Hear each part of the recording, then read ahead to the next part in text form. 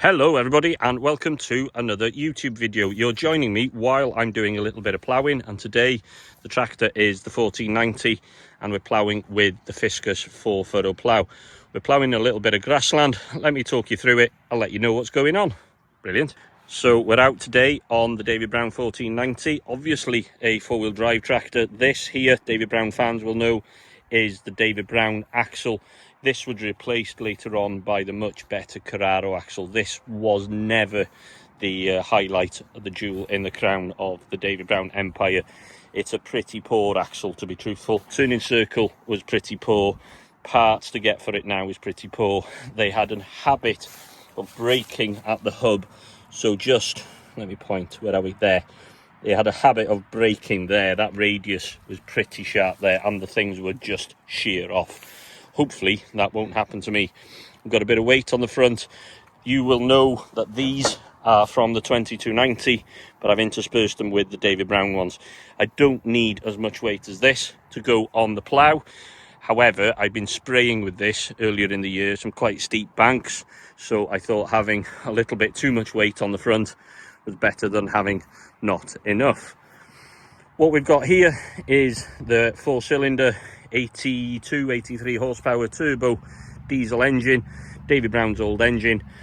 Under there we've got a 12x4 synchromesh gearbox, and the reason I saw this tractor, I saw it on Marketplace and bought it, was because it came on these real skinny little narrow wheels. So the back wheels there are 13.6 38s, and if you look at it from the front, it looks a twee narrow old thing.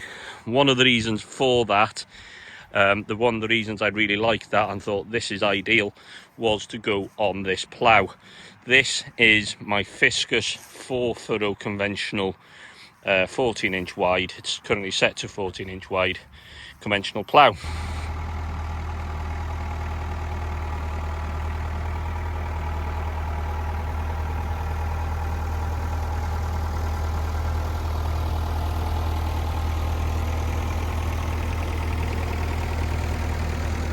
So this plough was given to me by a family friend many years ago. Since then I have modified, adapted, changed and done some stuff to it. One of the things that I have done is I've turned it from a 3-furrow into a 4-furrow. So we swapped the main beam. These legs are original, so we turned it into a 4-furrow. I've got tractors like these that are strong enough to full 4 furrows in soils like this, so I thought we would save a bit of time if we turned it into a 4-furrow. Obviously we've got a depth wheel, discs on all furrows, and we've got this gadget on top of here. This isn't an auto reset system. This is just allowing the legs to trip out if they hit an obstruction. So if they hit any rocks, tree roots or the like, the leg will trip out, overcome the tension in the springs. It will not go back into work, so it's not a full auto reset system. You've either got to lift the plough up or reverse or do something. It won't just spring back into work as you're trundling down the field. Another thing we've got is hydraulic cross shaft adjustment. So the front furrow width is adjusted from the spool valve of the tractor. And while we're talking about spool valves, I've got the trusty hydraulic top link, which allows me to work the field up and down as humps and hollows allow. It keeps the plough much more level, keeps the same amount of soil coming over every board, and just makes the whole job a much easier job to work with. So these are the Fiscus KHN mold boards, which I absolutely love. I think they're an absolutely brilliant body. You can see from the job they're doing, we're burying quite nicely, and we're only ploughing about 5.5 inches deep. So we're ploughing 14-inch wide, 5 inches deep, which is ample for the soils of North Wales, as I've previously banged on about. We are burying quite a few thistles. Really, this could have done with topping beforehand. However, there's no real point because the majority of them are dead, and as you can see, they are burying fairly well. That one is just about to go under. As you can see, a couple of 3 poke out every now and again, but it's certainly not the end of the world. And when the power harrow comes and gives them a bit of a hiding, that will even better make the job better again. So other mods we've done to the plough are these skimmers. So we've put Cavernal and skimmers on, and as you can see, they're not doing too bad a job. I'm quite happy with these. My issue is this leg here. That will focus. That leg isn't the strongest of things. I bent the back one the other week. I've managed to straighten the thing. However, this one is now bent, and it does need sorting out. It will do for now, but it's not ideal. Unfortunately, it is showing up in the ploughing. The ploughing is suffering a bit because of it. However, on the whole, it's not too bad, and it will work down. It'll do fine. So over winter, a job to do is to get that into some kind of order. The 1490 is a real handy tractor on the plough because of the wheels, as I've said, but it's big enough, it's light enough, it's heavy enough to do the job. One of the snags, my fault again, I broke the back window in the summer. I lifted something up, it went with a hell of a bang, made me jump, hit my head in the roof. They go certainly with a bang, and it's a real horrible experience. So come the winter, I'll sort that out. But for now, we're going to carry on doing a little bit of ploughing.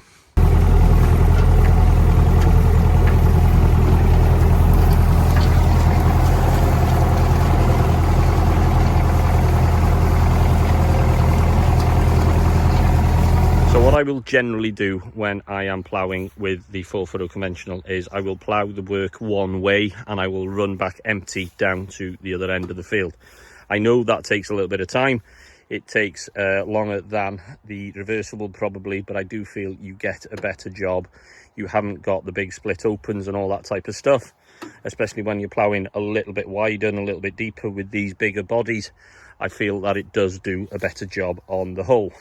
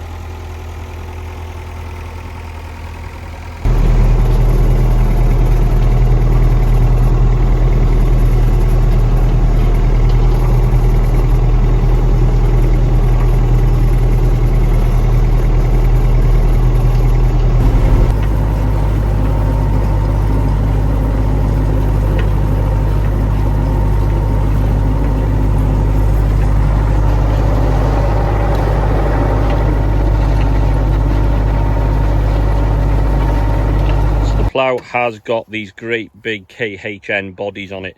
These were Fiscus's match plough back in the day, and they are real good bodies. They will plough 3 inches shallow or 8 inches deep, whatever you want really. You adjust the width of the furrow by moving these along the beam back and forth. We're currently set to about 14-inch wide, so we plough about 14-inch wide by about 5-inch deep. As I keep beating the drum, I feel that that is deep enough for what we do.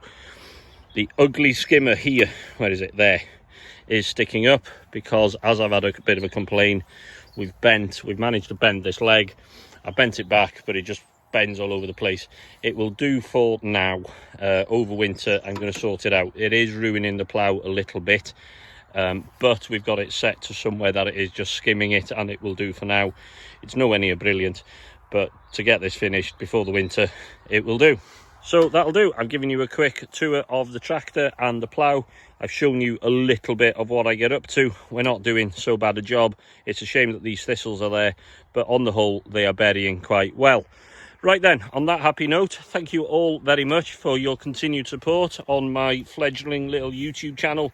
And I'm going to get on with a bit of ploughing.